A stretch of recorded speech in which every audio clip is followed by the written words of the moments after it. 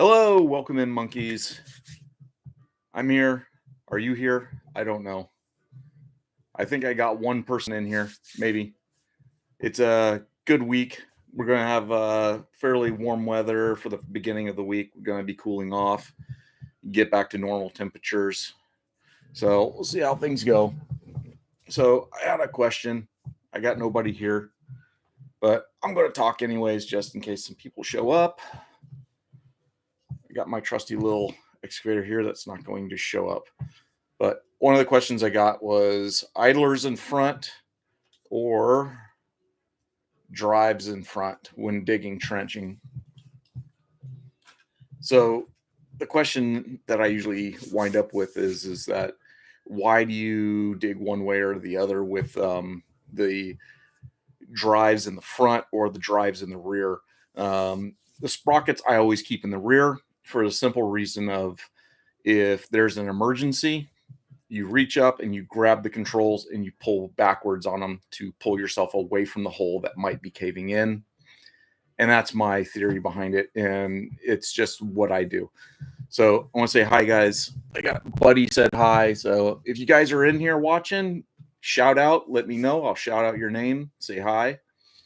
Got any questions? Please shoot them at me. I've got nothing but answers for you, best I can. This week will be a little better. I've got some background music going. If it's too loud, let me know. If it's not loud enough, let me know. So having a little wine, maybe I'll be a little looser this week than I was a couple weeks ago. Josh. Hey, fellow monkey. Yeah, you fellow monkey. Yep. What do you run, Josh? What are you running? Miller, how are you doing, Shane? Staying busy? Yes, I am very busy. Actually took yesterday off of work because of my anniversary. 24 years, been married. They are what they are. Ups, downs, lefts, rights. Marriage is what it is with a construction worker. If you can find a woman that'll stay with you for your career, then you're in pretty good luck because there's a lot of guys out there that have issues with staying married. And I know a lot of guys that have been through a lot of different wives. So if you guys can manage to stay at home, take care of the kids, and do all that stuff, you've got you're probably giving up one thing for another. So giving up some work time for family time, or you're giving up family time for work time. Thank you, Miller. Yep. Happy anniversary. Ours is Monday, 7 years. Congratulations. 7 years is a good teetering point where some people say the 7-year itch comes in. I wish you luck with that. It just is what it is. So you guys got any questions about operating? Maybe we can dive into this. Maybe we talk about alcohol, girlfriends, boyfriends, whatever you got going on.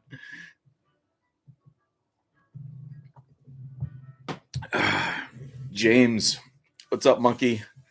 I'm in a 490, had 10 hours on it on the 4th. Good. 490. I haven't had a chance to run any of the new cats. It's been probably 9-10 years since I've been on a cat excavator. The last one I ran was a 328 zero swing. Ran that up in Clear Lake. Did a 9-mile sewer line force main going from a lift station all the way to the sewer treatment plant. That was a lot of fun going through everybody's front yards. Bunch of weird people up in Clear Lake. A lot of who knows kind of people. Now you're on a 700. Is that a Komatsu or is that a John Deere? Because we had some 750 John Deeres. Oh, 700 hours. Oh, 700 hours on the 490. Gotcha. Or you have 700 hours on 490. But yeah, I'm running a brand new Kobelco 500, an SC 500-10. So it's not the new Dash 11 that's out now. So I'm still not a Kobelco fan. It's a good machine. Cab's comfortable. I don't know if you guys watched Diesel and Iron, but Brian had just put out a video on a little walk around on a 210 Cabelco Dash 11 with the new cab, the new computer and whatnot that they have. So it's interesting to see what the differences are. I know he's biased towards the Cabelcos because he used to be a salesman for a dealership doing Cabelcos. So welcome everybody in. We got a couple new viewers. You guys shout out. Let me know who you are. Let me know if you're in construction or if you just have questions about construction or if you're just here to waste time. I'll talk about anything with you guys. It's just I need more alcohol. This is going badly. Whew.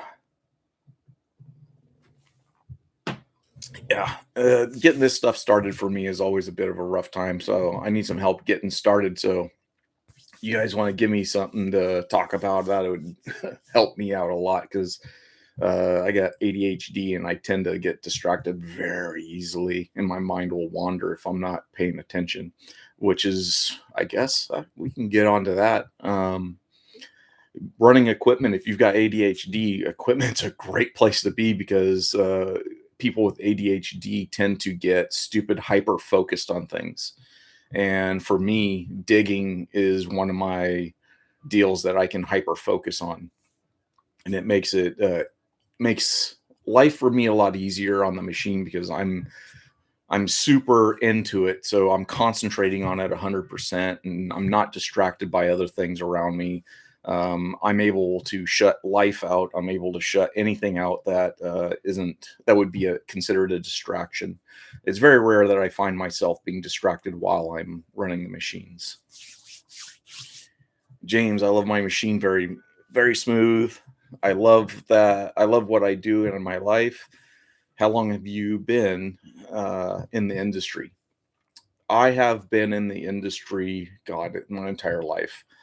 More than half of my life I've been running equipment. I started probably when I was 14, 15 years old, jumped on equipment when I was as young as 12, 13 years old, farm works and stuff like that. So it's been an entire lifetime of it. I was born to be an operator. I'm a fourth generation operator. So it was in my blood to do it.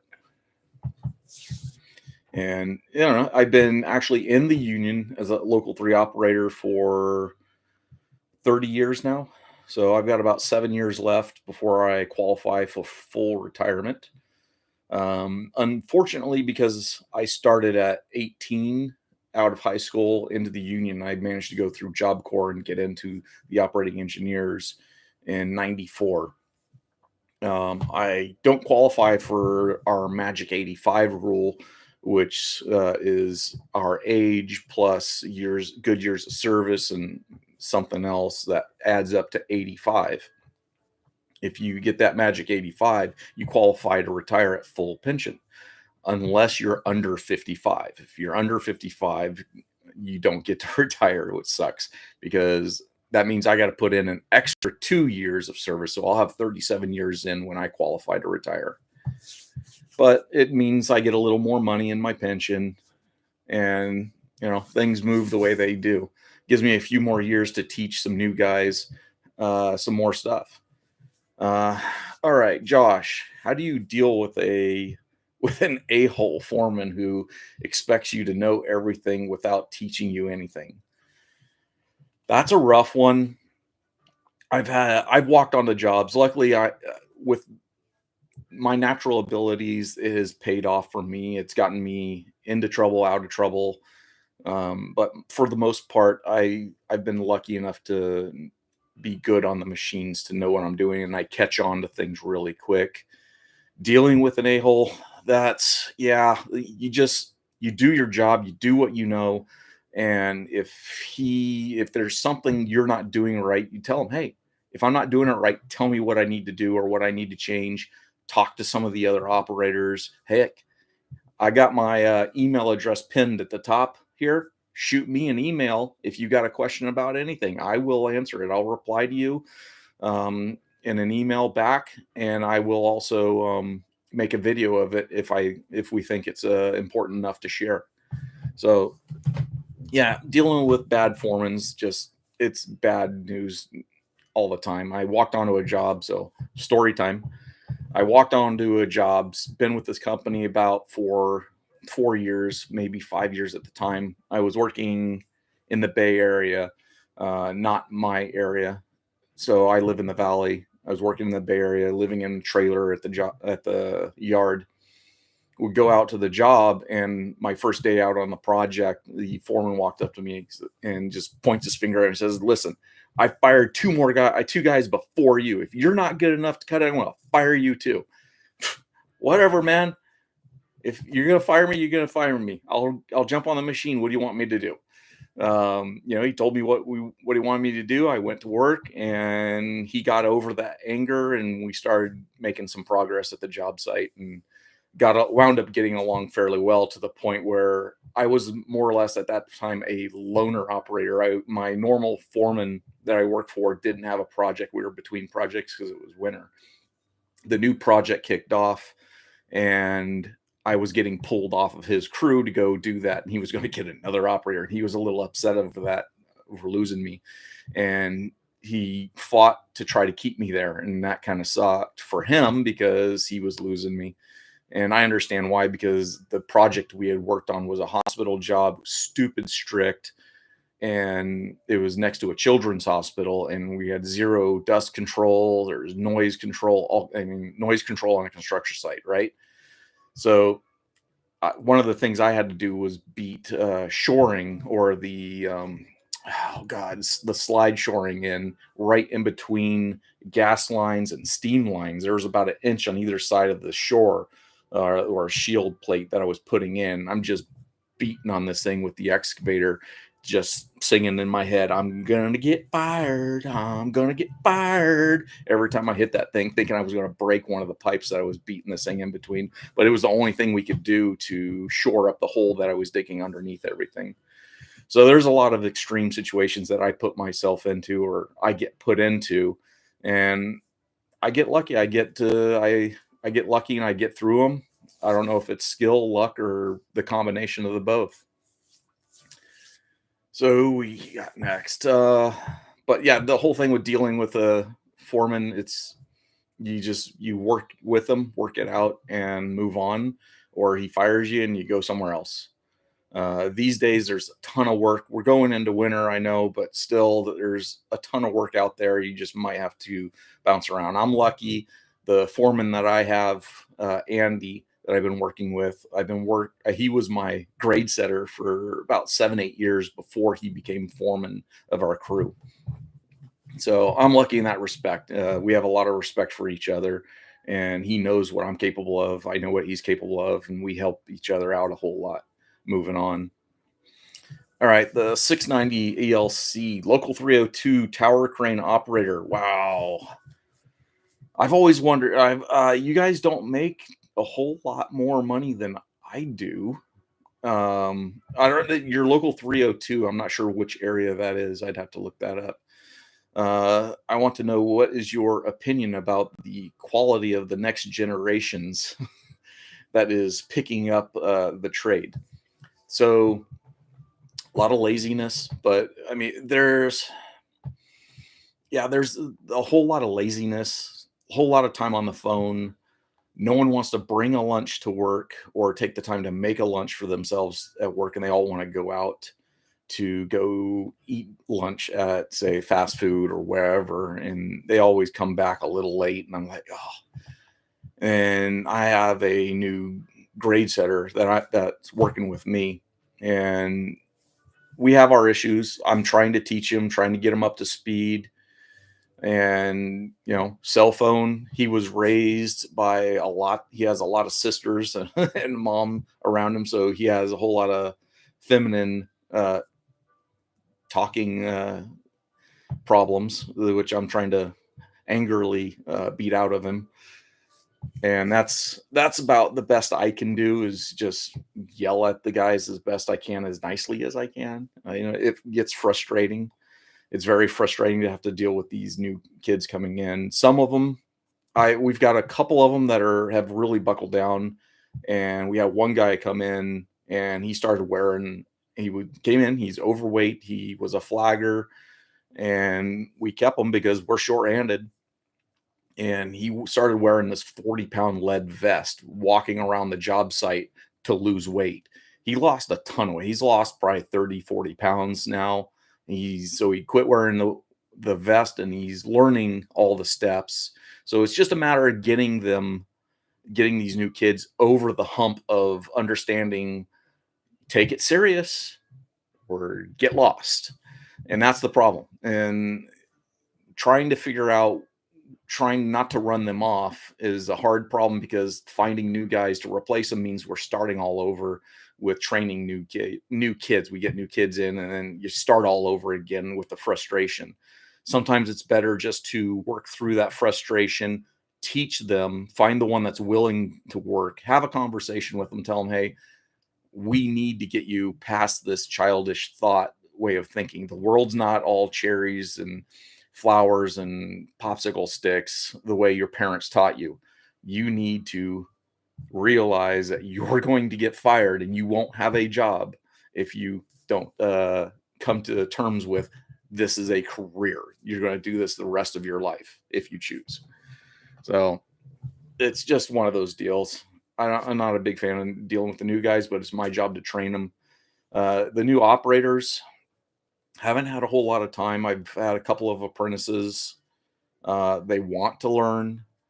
But again, it's just a matter of getting them up to speed, and getting an operator up to speed takes time. It takes time. I mean, I'm sure you're running a crane. It takes years to gain those little tiny tricks that learning how to swing and shift that load ahead of the boom, and then catching back up to it and stopping it exactly where it goes. I know you know what I'm talking about, because I do it with the excavator as well.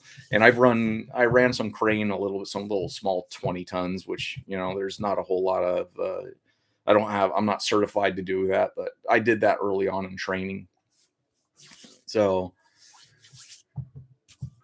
yeah, running out of stuff to talk about. Trying to think of what else we can talk about. We got any other excavator guys here? I know James is an excavator operator. What are you doing on your 390 or the 490? Oh, you're running a 490. I missed that. I thought you were on a 390 cat. Now it has fours. So James, are you still here? You or 490. I'm trying to think of what's the 490.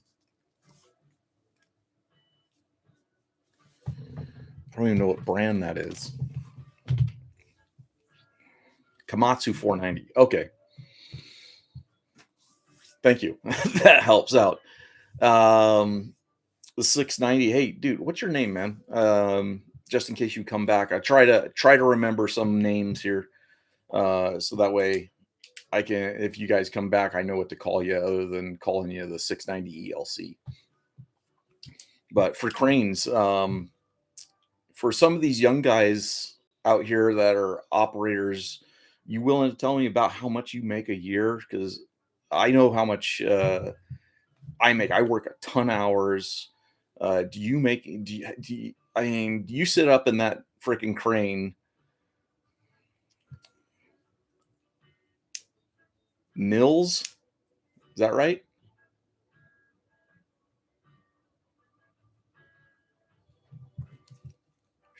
Yes, Nils. Okay. That's going to be hard to remember, but Nils. All right. Josh, got any stories of guys tracking into a trench or anything? I have lately I have been receiving some pictures of guys flipping excavators. One I understand, the other I do not. Nice.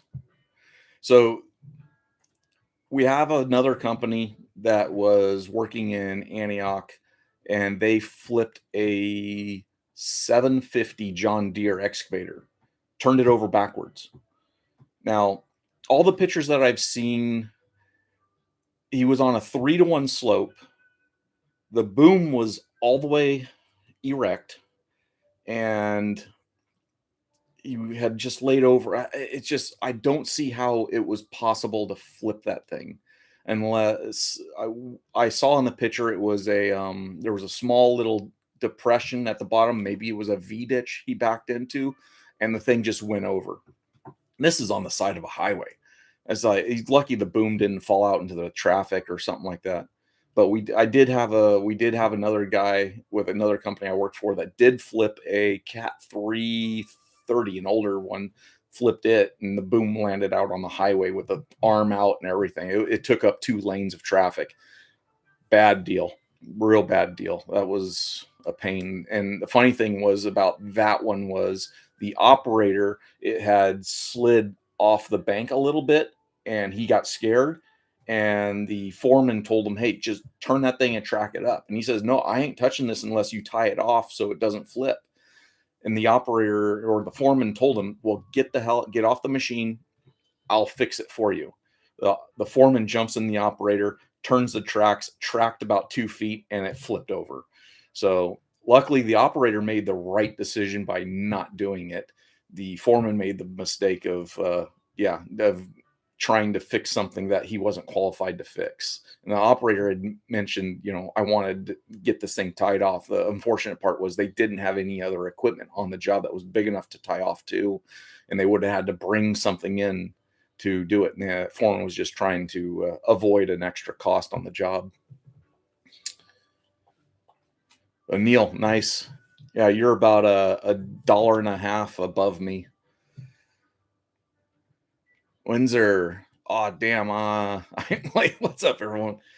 Yeah, you're a little late there. A little late there, buddy. It's okay. I didn't announce my live stream today until late.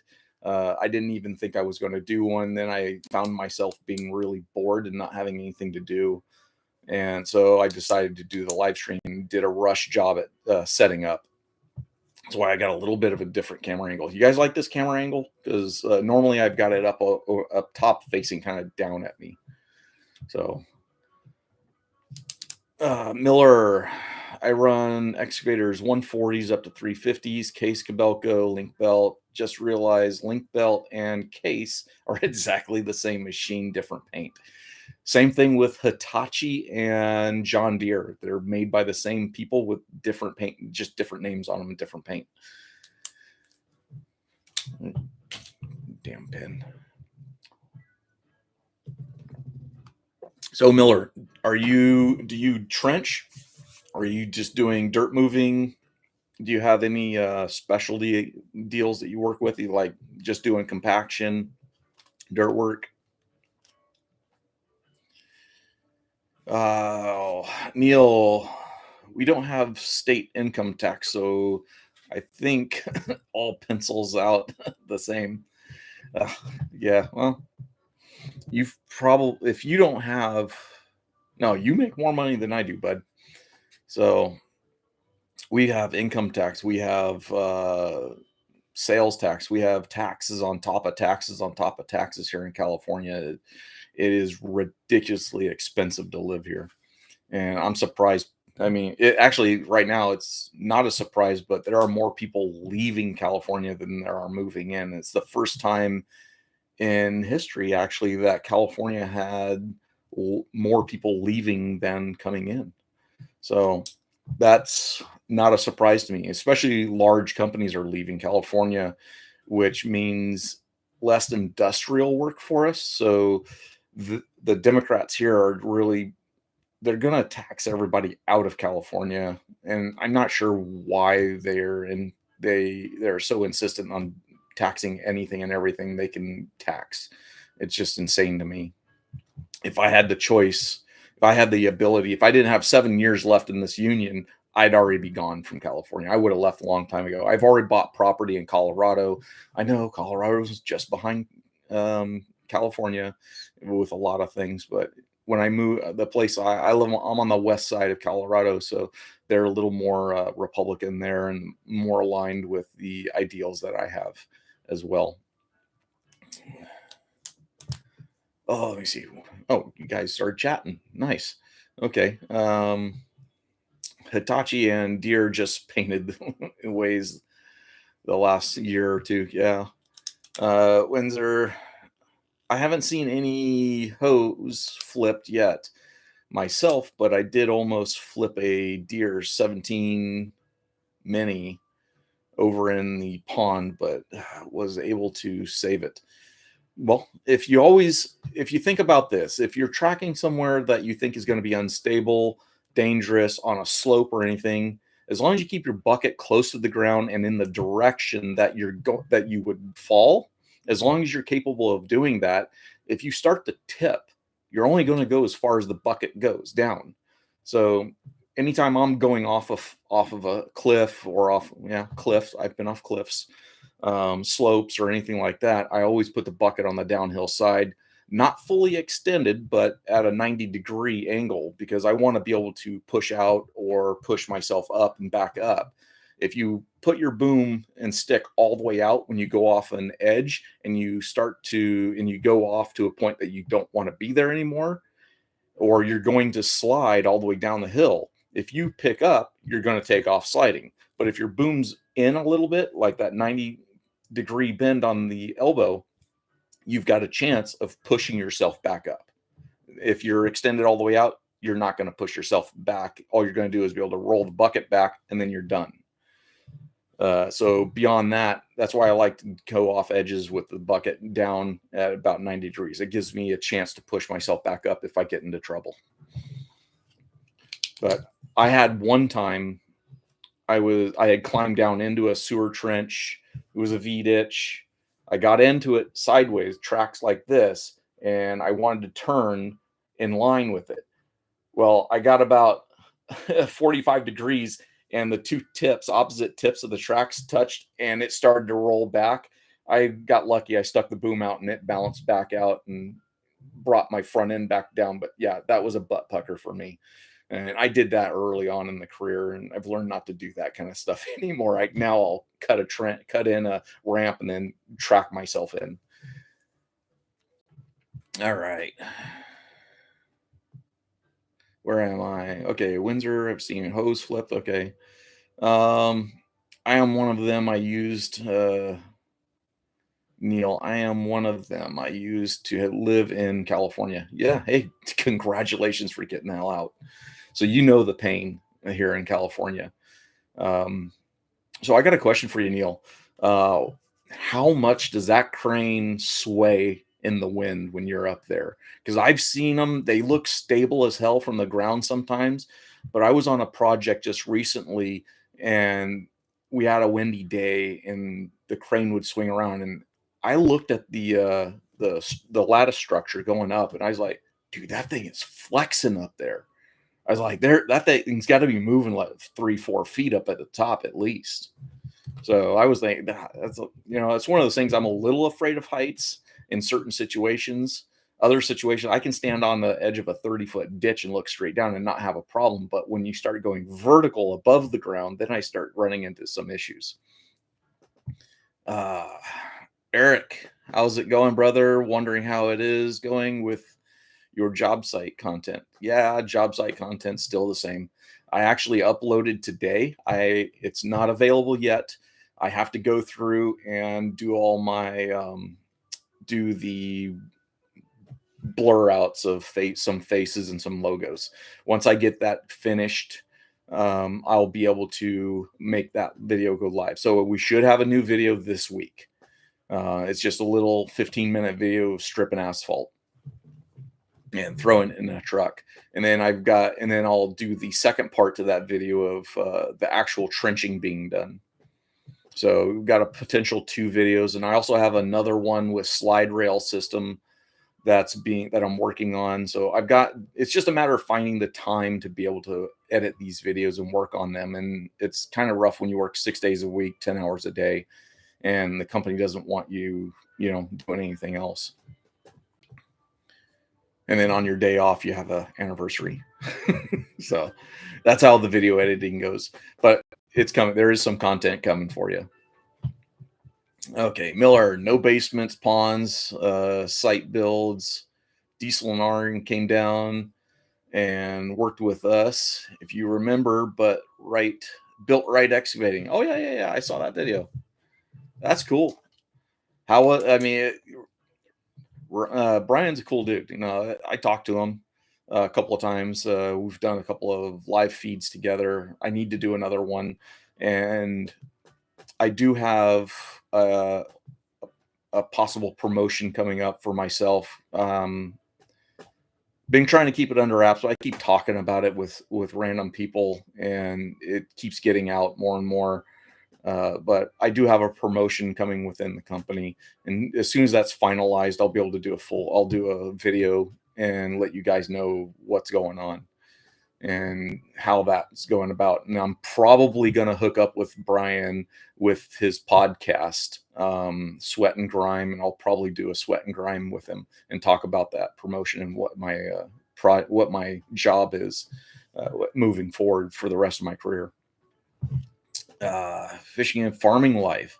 Hey man, I'm 17 and I've applied for a few operating jobs now and can start out from the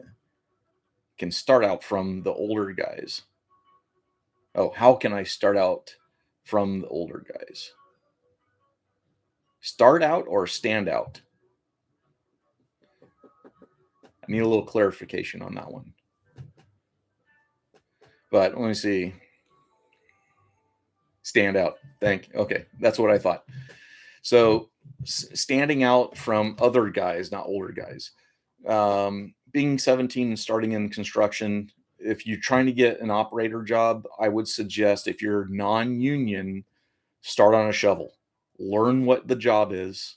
Once you learn what the job is, move into an operating position. Start with a company, tell them, hey, I want to be an operator. I want to run heavy equipment, but I would like to learn the job and learn every job on it in the company. So that's how I started out. I started in the union, local 3 operating engineers. I started as an operator, went out to a job and in the apprenticeship program, my first job out, I ran a scraper.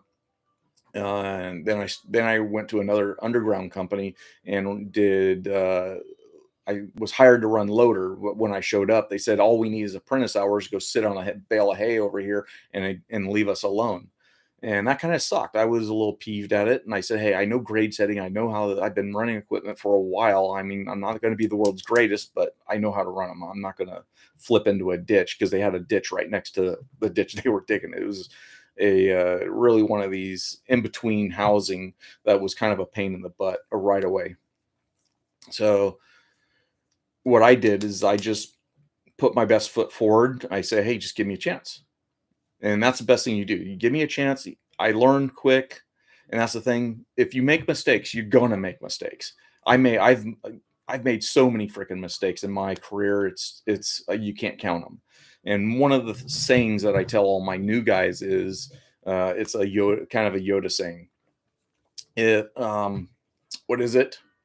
What's the difference between a master and a apprentice? The difference is that the apprentice hasn't tried as many times as the master has failed. And that's the disc. And that's really truly the difference between a master and an apprentice is the master has been there, screwed it up, and learned how not to screw up. And that's what it is. You just have to take the time and build that experience up. And that's really what construction and running equipment and doing all these things is you have to experience it. If you don't experience it, you don't understand it. You can read it in a book, you can watch it on a video. The videos are a little better than the books, but until you actually do it, you don't fully understand it. So that's my big thing is just get your hands dirty, jump in there, say, hey, what can I do to help? Am I doing it the right way? Constantly ask questions. At the end of the day, go to your foreman and say, hey, I want to. Thank you for taking care of me. I appreciate Okay, it. babe, I'm live. Oh, you're still online. Yeah. So So the whole thing is, where am I getting back online? Okay. Is you want to go to the foreman at the end of the day, says, did I do a good job? Is there anywhere I can improve? And what do I need to do to, keep going forward? And one of the biggest things you can do at 17 years old, leave your phone in the car. Don't bring the phone onto the job site. Just don't do it. There's nothing more important than than your future in a career. If this is what you want to do, You do it. You don't half-ass do it. You do it. You take full advantage of all the training that you can get and talk to the older guys. The older guys will tell you stories. That's usually how I do my teaching is I'll tell a story. If you listen to it, good. There's a lot of information in it. You may catch one or two items out of the story, but if you learn anything from it, you've already moved up a little bit. Oh, Canadian. Learn as much as you can and hop out and help. Yep. Hopping out and help. So even if you do manage to get on a machine right away, you want to jump off that machine and help laborers and don't just park the machine and sit there and watch. Jump off and jump in with everyone. Eric, I've just installed a slide rail system. Hey, right there. Just got done doing that a couple of weeks ago. Screw those things. For jackpot under passenger and freight rail. Ooh, nice. Trucks absolutely enjoyed the installation process. Good for you. Only issue was the machine was undersized, a 336. Yeah, that is a bit small.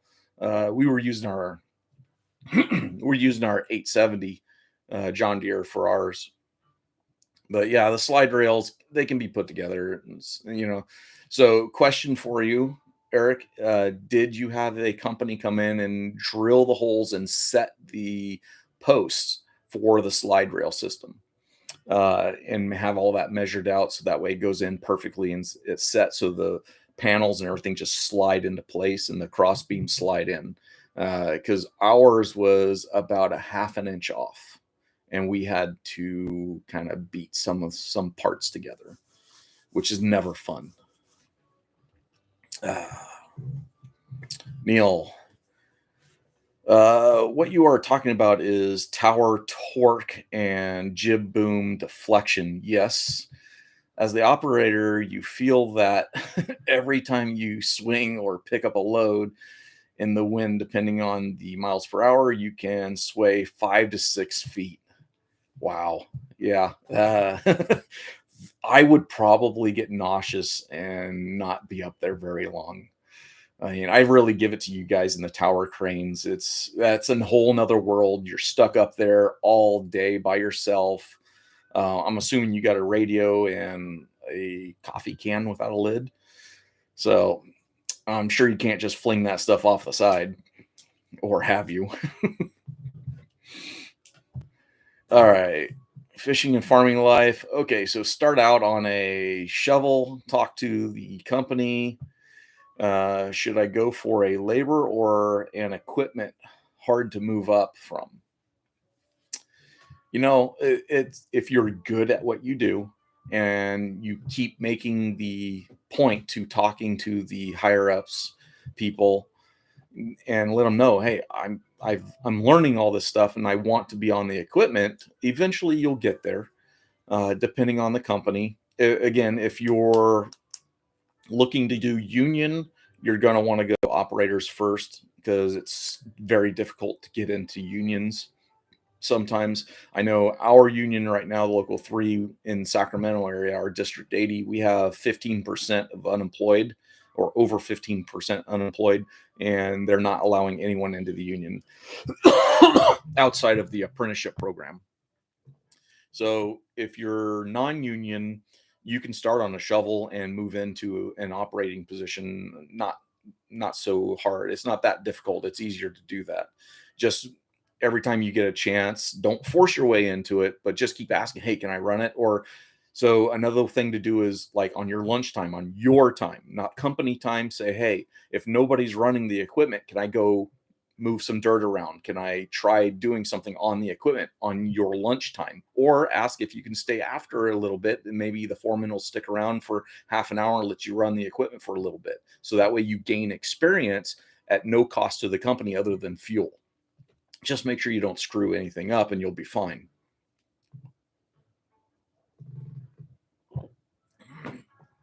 Canadian. Okay. I got you.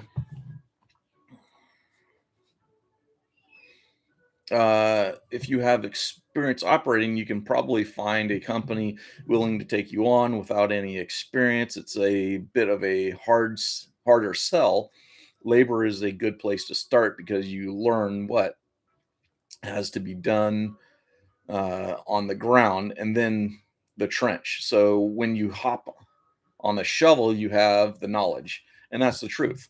If you've never been in a ditch, or even if you're jumping from a shovel to, say, a loader that's moving rock or stone into the trench for the guys to grade out, you understand that if you dump too much material, the guy in the hole has to shovel that material to make grade.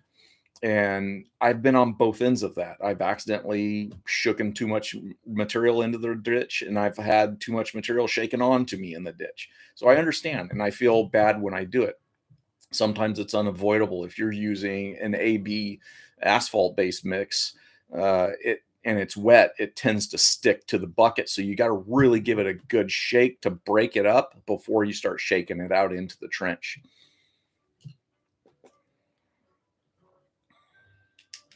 Okay, where are we at? Okay, a shovel operator with zero expense experience trenching or in a production setting would probably suck for both the operator and the crew. Yeah, experience is a lot. You really do need to understand what you're doing, especially if you're doing like water lines, shallow water lines. If you're in a position where you have to dig for 45-degree fittings, 11-degree fittings, or 22.5-degree fittings, you have to know how to dig that bend at the right angle and open it up a little extra because sometimes the stakers never stake it correctly, or by the time the stakers get there, it's been warped or whatever. Sometimes they'll stake a 49-degree bend instead of a 45-degree bend, and you have to make it work. And widening the ditch as you go into those fittings helps out the laborers move that pipe around to get it to work and fit together a lot better, and it makes it easier to bolt up.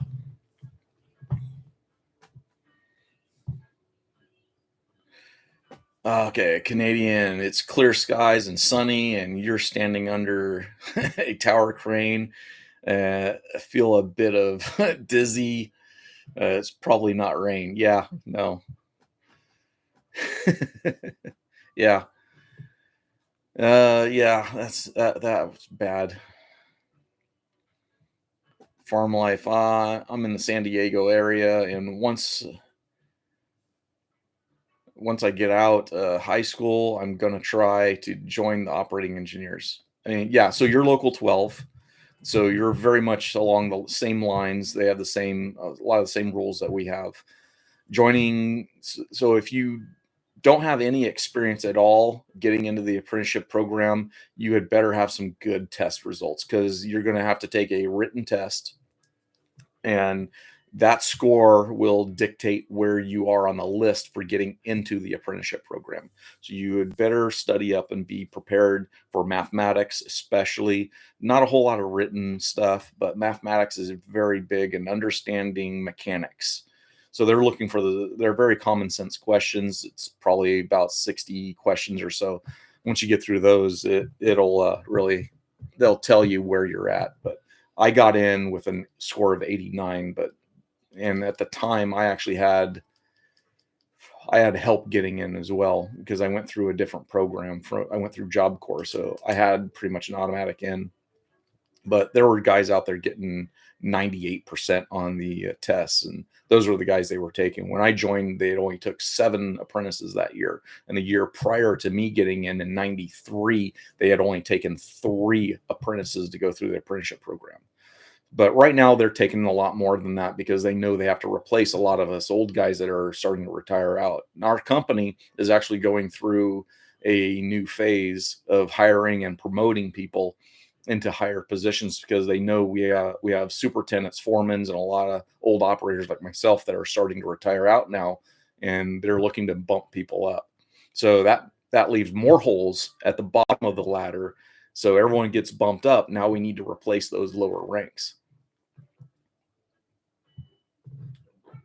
Oh. Okay, Neil. Um, it is a water bottle and a radio. Yeah, it is like being on a boat in the ocean. except you can't hang your rear off the side of the boat, which you don't want to do anyways. Your channel, I miss dirt work. I love your channel. I miss dirt work from time to time. Yeah, right now I'm on a job where the dirt work is being done at the same time as the underground, and at the same time that the wall builders are building a wall around the freaking job, cutting us off. So we're having a lot of fun here. It's a push to get everything done. I'm willing to bet before I start putting water line in, they're going to start building buildings, which will make running the services to the buildings very difficult and very interesting.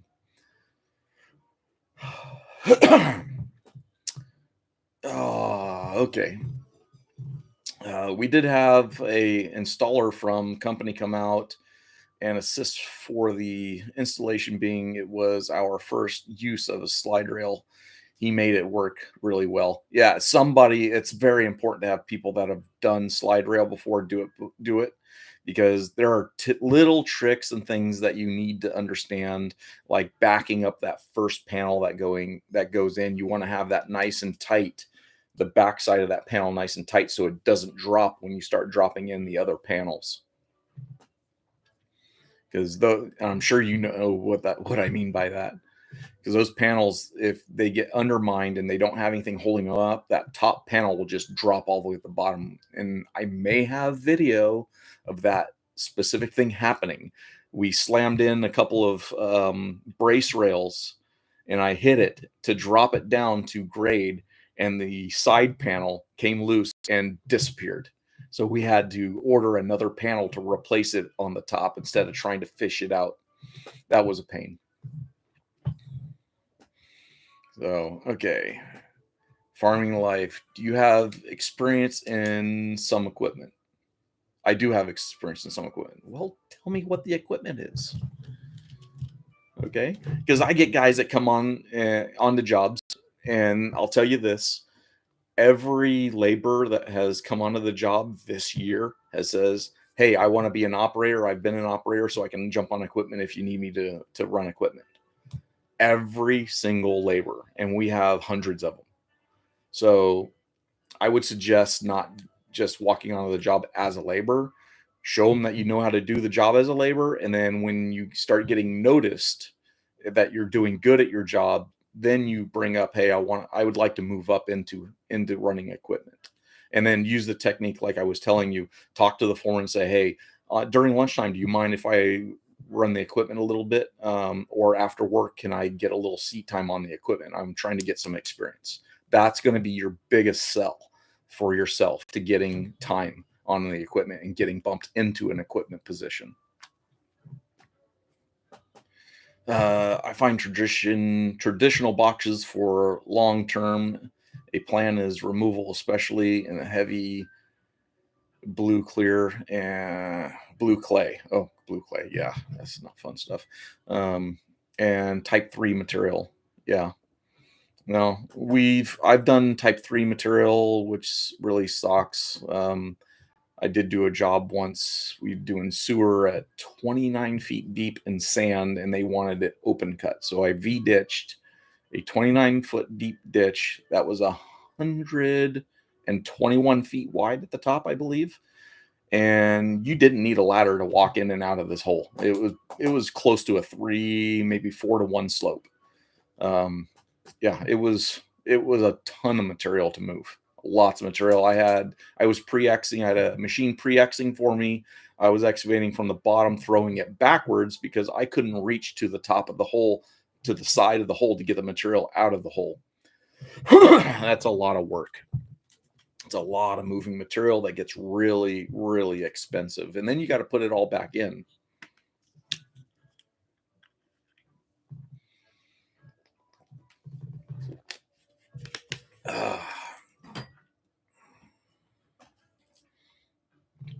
Okay, Windsor. It's rough retaining apprentices. The group of 20 they took after I got in, only 2 completed the apprenticeship program. That's, well, you know what? That really doesn't surprise me. I think I can understand what happened there. I've had apprentices come out to jobs years ago when back in 2002, 2003, when we had that huge boom going on in America, and they were just giving loans to anyone that wanted a house, and which caused our downfall.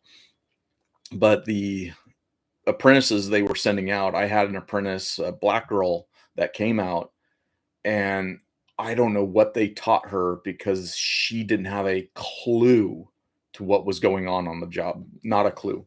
We tried her on a loader. We tried her grade setting with me. Good God, I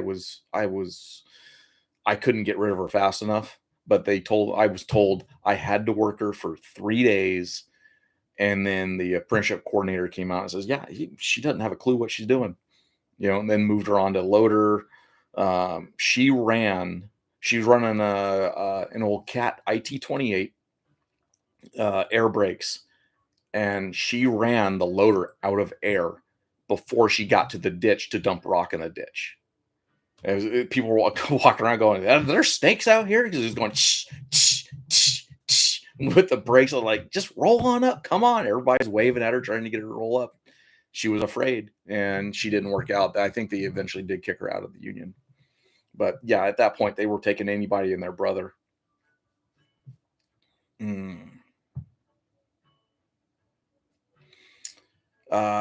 Farming life. I have experience in a couple of excavators, a couple of dozers, skid steers, skip loaders, and backhoes. Yeah, that's a good round start.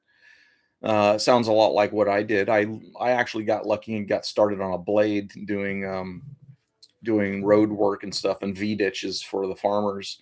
I sucked at it when I was 16, 17 years old, but it gave me experience in how to run the machine, gave me some better ideas once I got an apprenticeship program and went to a few different jobs that did dirt work. I got more experience on the newer hydraulics, because the one I ran for the farmer was mechanical. It was an old 12G, not a G12. No, it's a G12, not the 12G. So whichever way that goes, but it had the old gear driven controls. There were no hydraulics on it. Other than the steering. The steering was the only thing hydraulic on it. Even had a clutch and a shifter.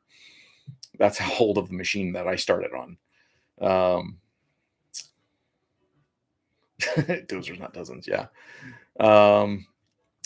Neil, does Local 3 allow people from non-union experience to journey in, or do you have to go through the apprenticeship? Yes, we do take people in that are non-union when we're in the need. We have had people come in from out of state and join the union and go straight in as a journeyman, but we have a C, a D, a C, and a B, and an A list. If you go through the apprenticeship program and you graduate the apprenticeship program, you go in on a B list behind all the A list guys, which would be a guy like me. I'm an A lister. The guys that first come into the union either through transfer or through promotion from the laborers union to an operator position through a endorsement from your company, they all go to the C list because they're going to be working for that company. They've got guaranteed work. And the thing about the way the lists work is that when you go out of work and you sign up on the out of work list, they pull people off the A list first, then they go to the B list, then they go to the C list. So if you get promoted from a laborer to an operator, you're out of work and you sign up for that out of work list, you're going to be sitting there a while until all the higher up guys get through. So you got to hope that they call you back once you get promoted.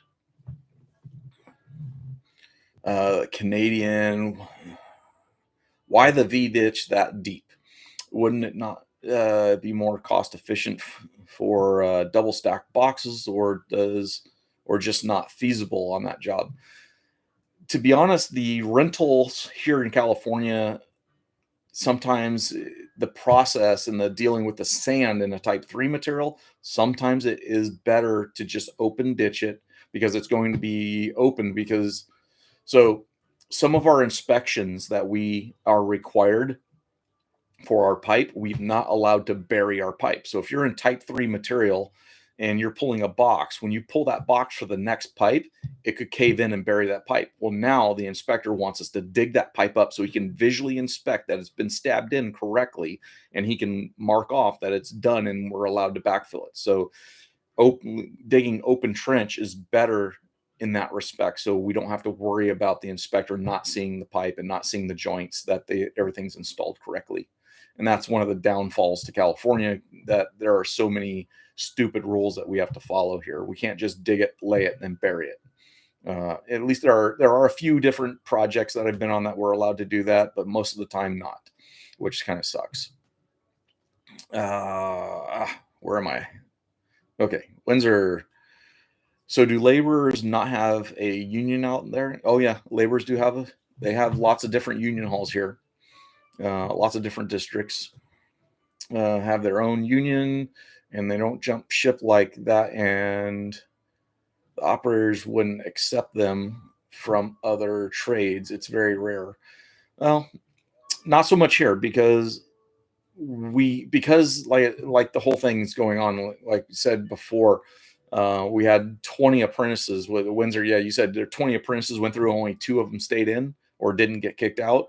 That's why we get the laborers and stuff. Not to mention the laborers, if they're good on a machine, they already know all the groundwork. They know how to assemble pipe. They're not afraid to get off the machine and do some laboring when things get slow or when the laborers need help, like bolting up fittings and stuff like that. The operator can jump off and help out, and that's a benefit. In some respects, sometimes you get that laborer that's just lazy as hell, gets on the machine, decides I'm never going to labor again. I've seen that, and then he winds up not working for us anymore. So that's, those are the kinds of things that happen. Luna is the laborers union up here. I don't know about Cal. Yeah, no, we have they have their own local unions, 289 to whatever they are. There's a whole bunch of different districts up here, different union districts, and they all work together, working from area to area. Farming life, will that affect my chances of getting some jobs? I suck with cat controls, and okay, I gotta go back up against the Canadian knuckle buster. Yes, correct, knuckle buster, the blade. You got that right. I suck with cat controls and excavators. I am way better with deer controls. I am pretty decent operator. Okay, I'll have to take your word for that. So pretty much all machines, all excavators nowadays come with a little switch. If you find it, you flip that switch, it'll flip to John Deere. I can run any controls. So for me, I run excavators on John Deere. I run I run excavators on cat controls. I run backhoes on John Deere, wobble sticks, whatever, case controls, Ford case. So it's just one of those things. If you can manage to train your brain over to cat, because most companies with excavators run cat controls, but like I said, pretty much all the machines now have a little lever you can flip that switch the controls around. All you have to do is just find where it is, flip that switch, and you're good to go. Let me see. Canadian, most equipment you can swap. Yep. I see that makes sense. Yep. Because there are companies out there that will only run one control type, and they refuse to allow you to switch controls, because the next operator will get on and he'll get confused and possibly hurt somebody or break something.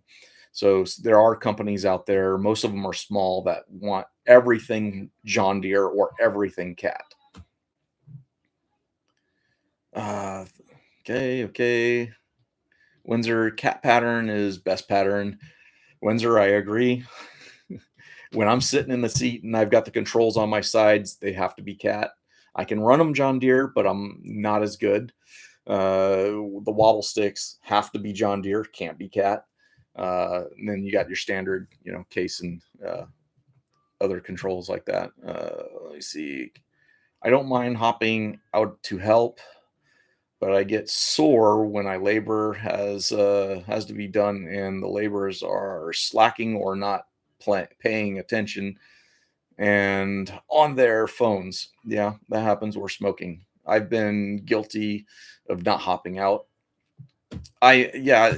So if there's like 6, 7 laborers standing around not doing anything, I'm not jumping off the machine to help. But if I got 3 guys busting butt and they need an extra hand, I'm jumping off to help. So when the foreman walks up and you've got 3, 4 guys just standing around and you're not jumping off, I highly doubt you're going to get in trouble for it, but you might get in trouble for not yelling at them. So, smack your hand, smack them, do whatever, tell them to get off their phones and get back to work. Usually about that point, I start cursing up a storm and become the butthead that everyone hates. Windsor, I've been on a pipeline job where they only run cat controls and they will not let you switch. Yeah, that happens. So it just makes everything smooth. And I've had guys show up on jobs that say, I can't run cat controls. All I know is John Deere. He came from a company that only ran John Deere. And we had to give him a machine that we could swap the controls on for him. And eventually he went somewhere else, and we switched everything back to cat. Canadian, when that happened, because if they won't do their work, I don't feel motivated to pull my weight and theirs. Yeah, dude. No, I agree. I hate pulling the weight of other people, but sometimes you got to get the job done. And we have radios now. Just the last couple of years, we started carrying the Minolta or whatever they are radios. And I'll call up, hey, these guys are standing around. What are they supposed to be doing? Or I'll tell them, hey, your laborers aren't doing anything. You better get over here. Tell them to start moving. And foreman will come flying over, making a big dust trail, slam on his brakes, jump out of the truck, and immediately everyone gets back to work, puts their phones in their pockets because they know what's coming. Neil, word of advice for all the new guys getting into the trade, whether you want to get into hoisting or dirt work, start on the ground, learn the basics, and watch the good experienced operators. 100% there, bud. 100%. The old guys are the guys that have been there, they've done that, and they know what they're doing. So farming life, what's your name, man? Just give me a name that I can call you other than farming life. So the deal is that when you're there and you see these guys working, if you see a guy like me out there working, we don't make a move unless there's a reason to make that move. There's always a reason to every motion we make. If it looks weird, there's a reason we're doing it weird. And it's just because of our experience. It's just the way we do it. And I do things a little bit different than some other operators, just because of the way my brain works. I have a brain for puzzles. I love puzzles. I love doing puzzles and jigsaw puzzles and anything that's a conundrum. So for me, figuring things out, I can do it pretty quickly. If I don't figure it out quickly, I go through a series of events that I do when I'm digging, because digging, you're in different materials all the time. So you go sand, rock, shale, clay, mud. So there's a different technique for each different material, and you have to memorize all those different techniques and think. You go into one material thinking you're in sand, and then you hit rock. So now we got to change our technique. Maybe we're changing teeth. Maybe we're changing buckets. There's a lot to it. It's just not one thing. You don't just stick the bucket ground, pull the lever, and pull dirt out. It's not that easy. It should be that easy, but it's not.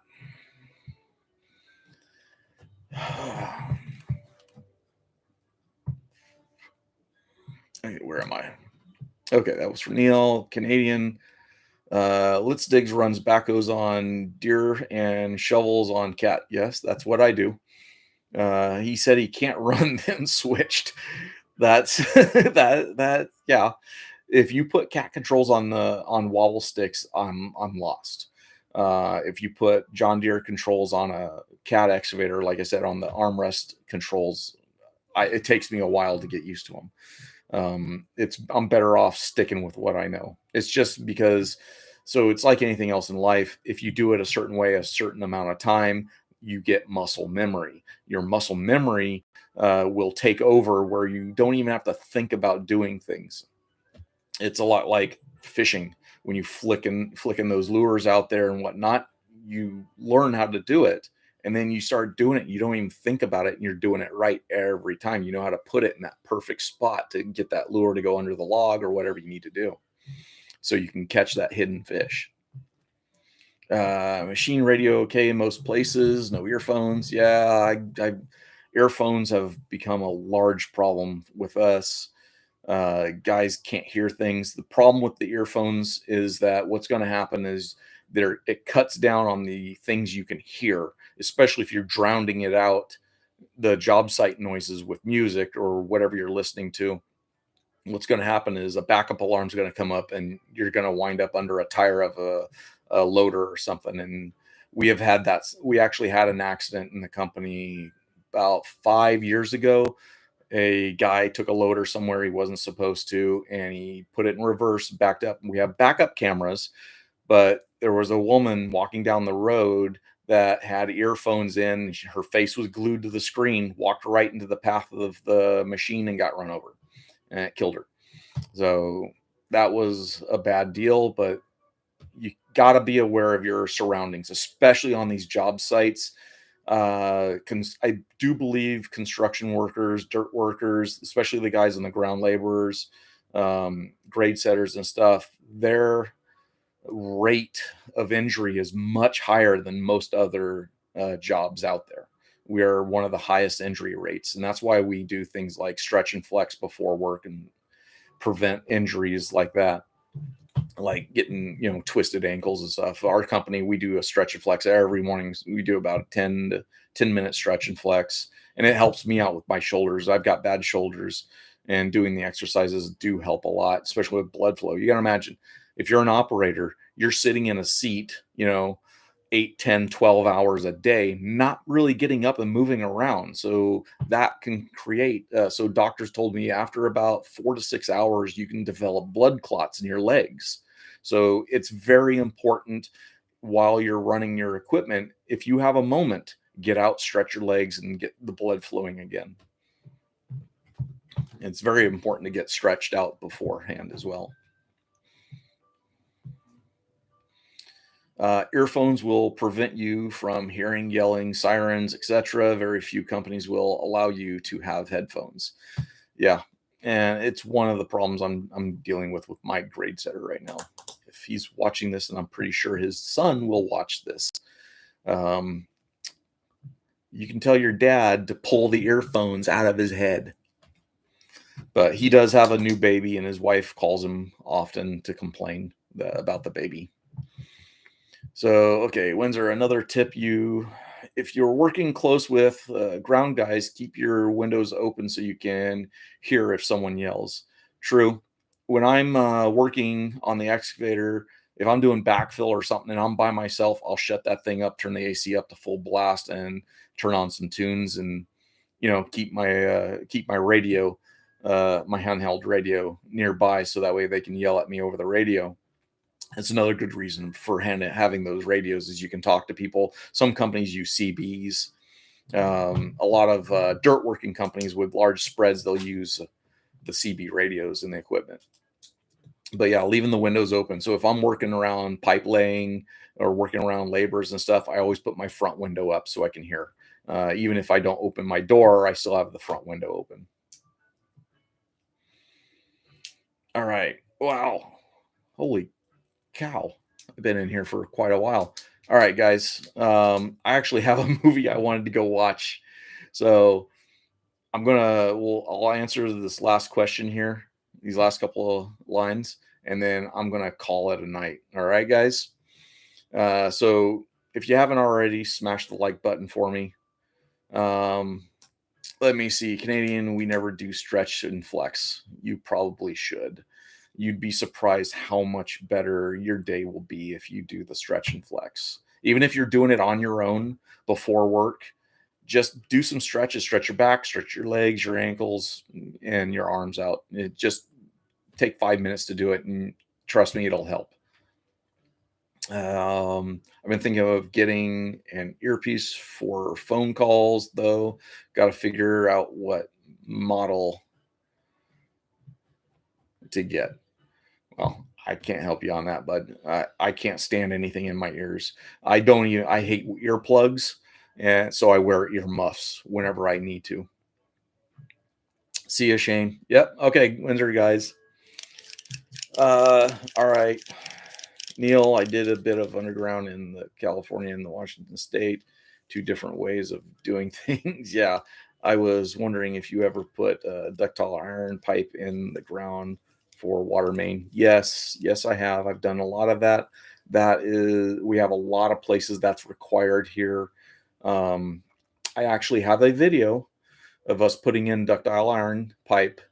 It's a bit older. It's probably over a year old now. So if you want to go look for that, I have about 100 videos that you can sift through and see if you can find it. It's probably labeled waterline.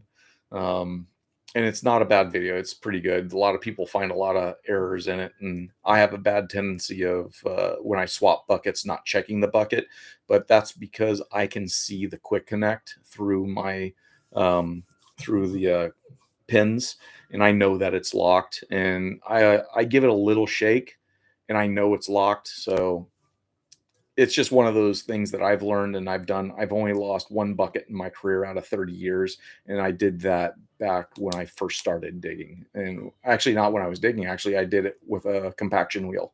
I lost a compaction wheel and nobody was around. I picked it back up and I go, okay, I better pay attention to this.